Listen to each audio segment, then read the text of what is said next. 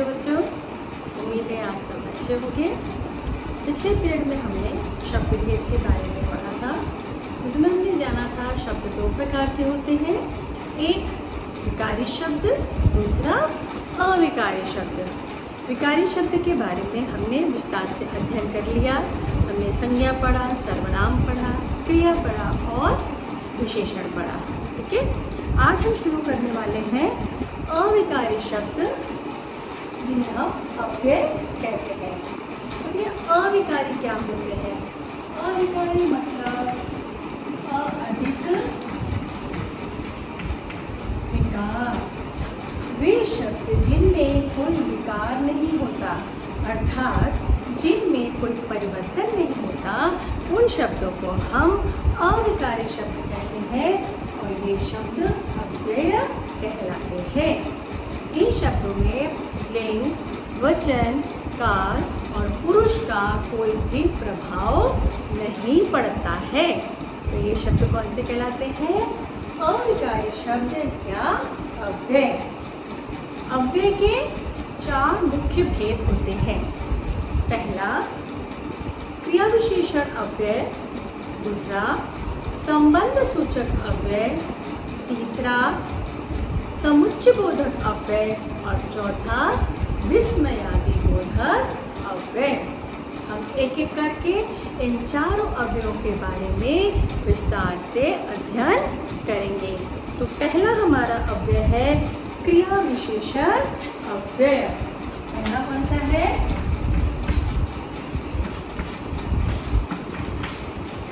क्रिया विशेषण अव्यय। ठीक है, अब ये शब्द समझ लो, क्रिया अधिक विशेषण। जो अव्यय शब्द क्रिया की विशेषता बताते हैं, इन्हें हम क्रिया विशेषण अव्यय कहते हैं। जो शब्द क्रिया की विशेषता बताते हैं, इन्हें हम क्रिया विशेषण अव्यय कहते हैं।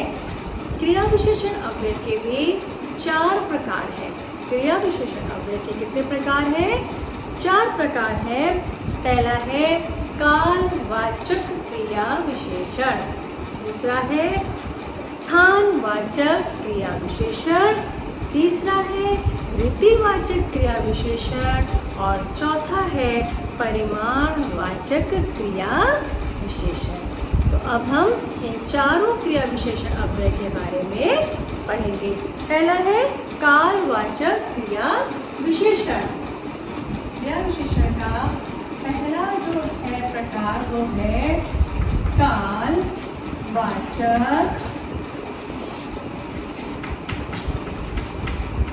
क्रिया विशेषण। जो क्रिया की विशेषता बताता है उसे हम क्या कहते हैं? क्रिया विशेषण। ठीक है, तो हमें अब क्रिया विशेषण में वो क्रिया विशेषण शब्द जो क्रिया का काल बताए उसे हम बोलते हैं कालवाचक क्रिया विशेषण।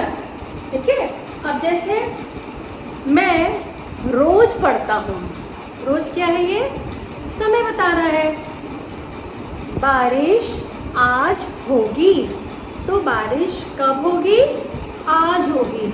ठीक है, जो शब्द से क्रिया के होने का पता चले किस समय हुई है उसे हम कालवाचक क्रिया विशेषण कहते हैं। क्रिया विशेषण अव्यय का अगर हमें पहचानना है तो हमें कब का जवाब चाहिए। जो आपका वाक्य रहेगा उसमें क्या जवाब आपको मिलना चाहिए। आप कब प्रश्न पूछेंगे तो आपको उसका जवाब मिलेगा। जैसे मैं रात भर पढ़ता रहा, कब तक? कब? रात भर। तो क्रिया विशेषण अव्यय में जब काल का पता चलता है, समय का पता चलता है, तो वह कालवाचक क्रिया विशेषण अव्यय कहलाता है। अभी आपको स्क्रीन पर कालवाचक क्रिया विशेषण के एग्जाम्पल दिखेंगे, जिससे आपको यह और अधिक स्पष्ट हो जाएगा।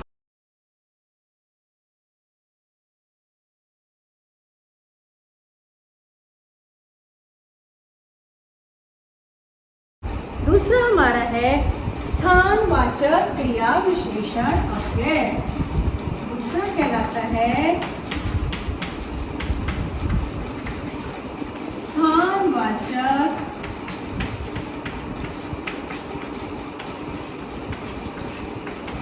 क्रिया विशेषण। जिन शब्दों से क्रिया की विशेषता पता चले और साथ में हमें कहाँ का जवाब मिले, कहाँ, तो वह आपका अव्यय स्थानवाचक क्रिया विशेषण कहलाएगा। जैसे तीर हिरण के आर पार निकल गया। तीर हिरण के कहाँ निकल गया? आर पार निकल गया। दूसरा, हरियाली चारों ओर फैली है। तो इसका आपको उत्तर मिल जाएगा। प्रश्न बनाइए, हरियाली कहाँ फैली है? हरियाली चारों ओर फैली है। तो फैली की विशेषता क्या है? कि यह चारों ओर फैली है। तो यह क्या कहलाएगा? स्थानवाचक क्रिया विशेषण अव्यय। तीसरा हमारा है रीतिवाचक क्रिया विशेषण। रीति का मतलब होता है किस प्रकार, कैसे। तो अगर कोई क्रिया का जवाब आपको कैसे से मिल रहा है तो वह कहलाती है रीतिवाचक क्रिया विशेषण। रीतिवाचक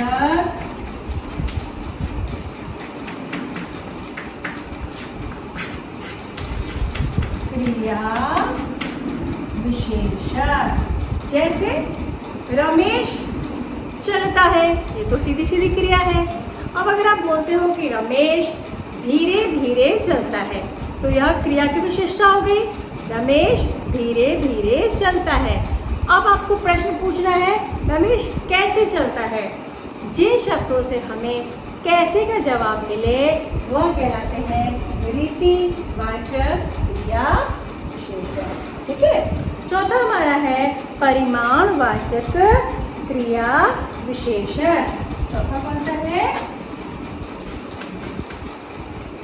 परिमाणवाचक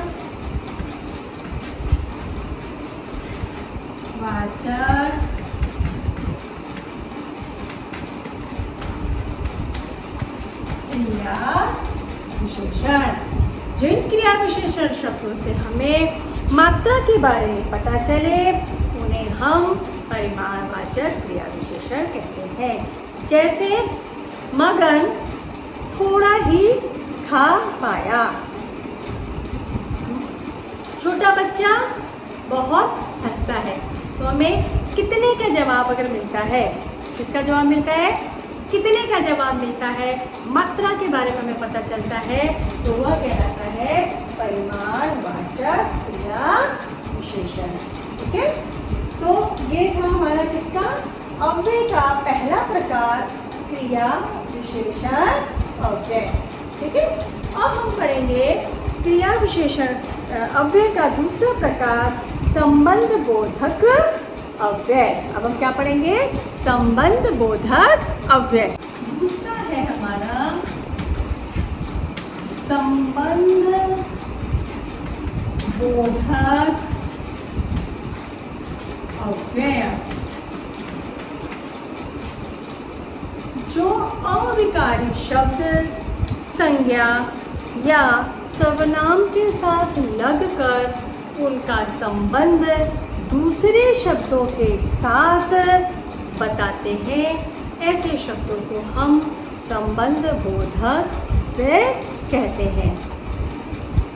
जैसे राम के पास किताब है, तो के अंदर, के पास, के बाहर, के ऊपर, के नीचे।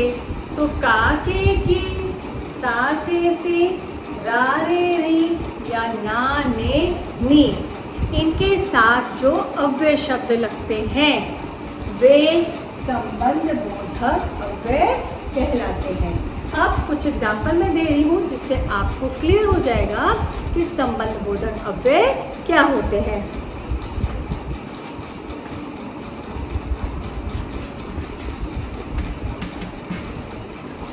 कुर्सी नीचे कुछ पड़ा है। तो जो ये के नीचे है ये संबंध सूचक अव्यय है।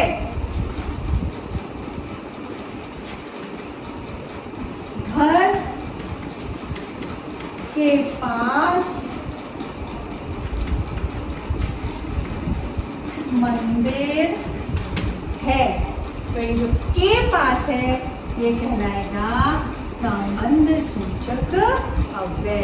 तो संबंध सूचक अव्यय को पहचानने के लिए आप देखिएगा कि उस संज्ञा सर्वनाम के साथ के सामने, के पीछे, के आगे, के नीचे, के ऊपर ऐसे अगर शब्द होंगे तो वह कहलाएंगे संबंध बोधक अव्यय। अब जैसे और एक एग्जाम्पल देख लेते हैं। दूसरा एग्जाम्पल है विभा सीता से अच्छा गाना गाती है। तो जो ये से अच्छा है, इससे अच्छा, तो यह भी क्या कहलाएगा संबंध बोधक अव्यय। ठीक है। अब हमारा तीसरा जो अव्यय है वह अव्यय है समुच्चय बोधक अव्यय। तीसरा अव्यय हम क्या पढ़ेंगे?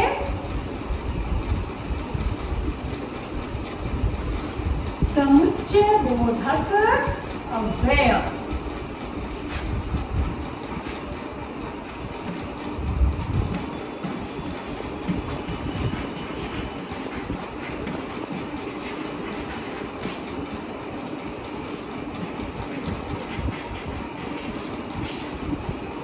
तीसरा हमारा अव्यय है समुच्चय बोधक अव्यय। वाक्यों को, शब्दों को या वाक्यांशों को आपस में जोड़ने वाले शब्द समुच्चय बोधक अव्यय कहलाते हैं। वाक्यांशों को या शब्दों को आपस में जोड़ने वाले शब्द समुच्चय बोधक अव्यय कहलाते हैं। जैसे राम और सीता, दो शब्द है राम और सीता। तो राम और सीता घूमने गए, तो राम और सीता को किस शब्द से हमने जोड़ा? और से। तो जो और है वो क्या कहलाएगा? समुच्चय बोधक अव्यय। मैं तुम्हारे घर गया, एक वाक्य, लेकिन तुम मुझे नहीं मिले। तो जो ये लेकिन शब्द है यह कहलाता है समुच्चय बोधक अव्यय। ठीक है। तुम्हें लिखना भी है, लिखना है तथा पढ़ना भी है। तो जो ये तथा शब्द है ये दो वाक्यों को आपस में जोड़ रहा है, इसलिए यह समुच्चय बोधक अव्यय है। मैं कुछ एग्जाम्पल्स आपको लिख के दे रही हूँ जिससे आपको यह आसानी से समझ में आ जाएगा।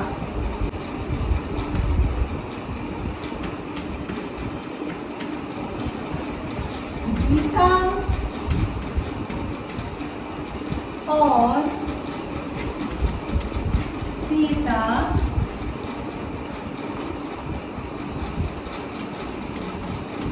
पढ़ती है। ये जो और है गीता और सीता को क्या कर रहा है? जोड़ रहा है, इसलिए यह समुच्चय बोधक अव्यय है।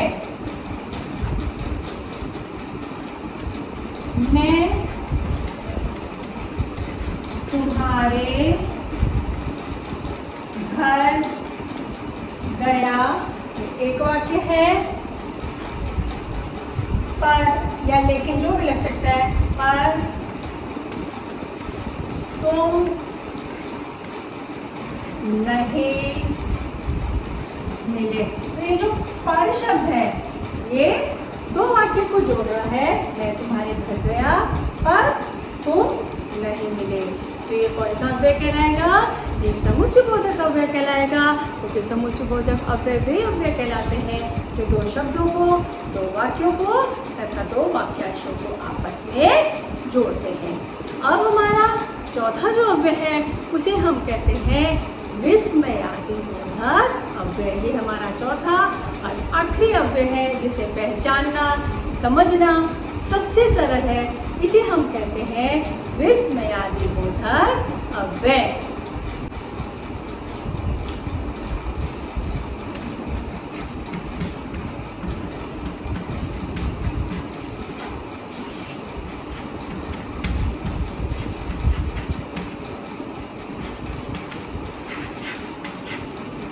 विस्मयादि बोधक अव्यय। अभी विस्मयादि बोधक को कैसे समझते हैं? विस्मय आदि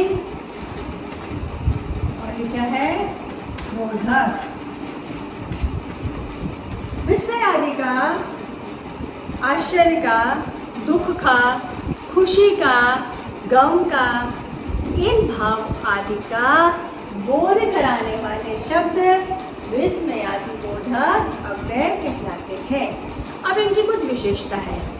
पहली बात, विस्मयादि बोधक अव्यय हमेशा हमेशा वाक्य के प्रारंभ में ही लगते हैं। जैसे अगर मान लो आपके पैर में चोट लगी है, ठीक है, तो आप कैसे बोलते हो? हाय लग गई, बोलते हैं ना। ये तो नहीं बोलते ना कि लग गई हाय।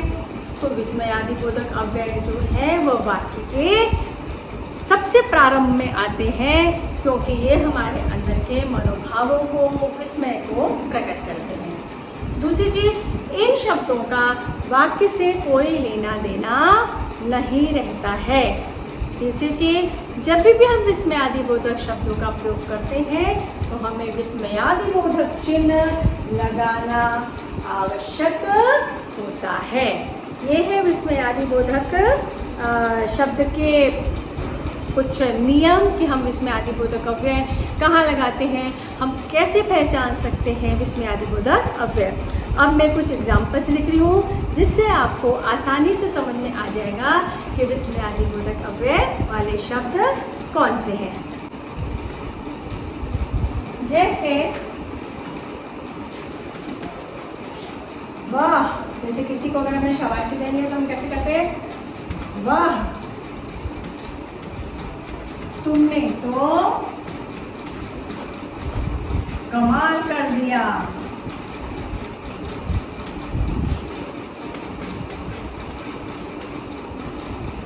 ठीक? उफ कितनी गर्मी है। कितनी गर्मी है। हाय मुझे चोट लग गई।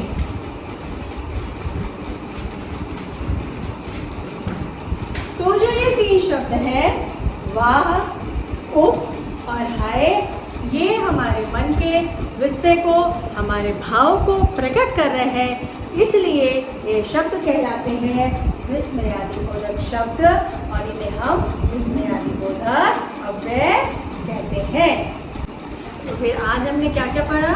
आज हमने अविकारी शब्द अव्यय के बारे में पढ़ा कि वे शब्द जिनमें कोई विकार नहीं होता, कोई परिवर्तन नहीं होता, वे शब्द अविकारी कहलाते हैं, हम अविकारी अव्यय कहते हैं।